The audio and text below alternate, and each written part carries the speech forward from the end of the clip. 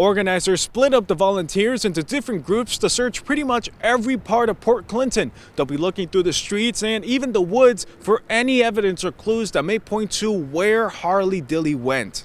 If you go to any Giant Eagle in Cuyahoga County today, you can find these plastic bags to bag your fruits and vegetables. But these may be the only plastic bags you find because today is the first day of the plastic bag ban. Now, Mr. Fenton didn't just get his money back, but thanks to our story being posted on Facebook, there may be some new trains arriving at the station very soon.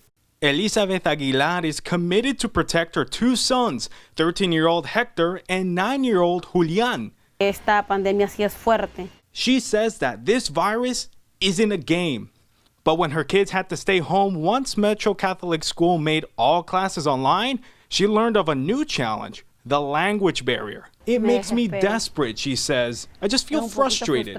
The single mother from Peru only speaks Spanish, so when Hector and Julian began struggling with classes, she wasn't able to help them. All she could do was translate their assignments through web browsers like Google. And even when they were translated, she says she had to explain it back in Spanish, which means many details are lost in translation. While the Peruvian mother was originally able to reach out to school translators, those resources are now severely limited. These are all more challenges faced by Hispanics who, according to the CDC, have an infection rate 4 times greater than white Americans. In the past, you could just go to places like the Hispanic Committee and have a document translated, she explains.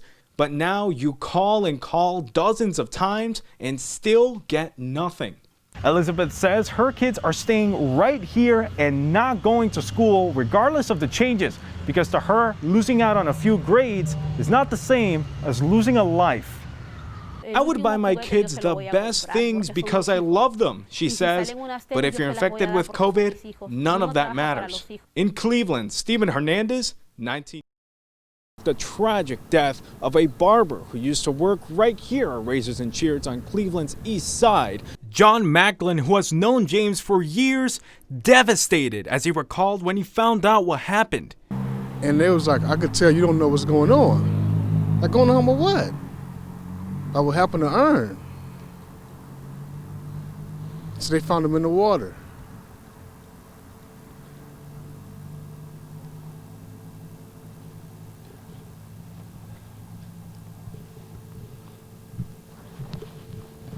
James's body was found Monday morning in Lake Erie, 2 miles away from the dock on East 72nd Street.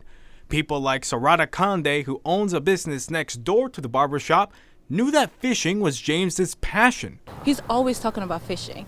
That was definitely a passion of his, most definitely, and we all know that around here.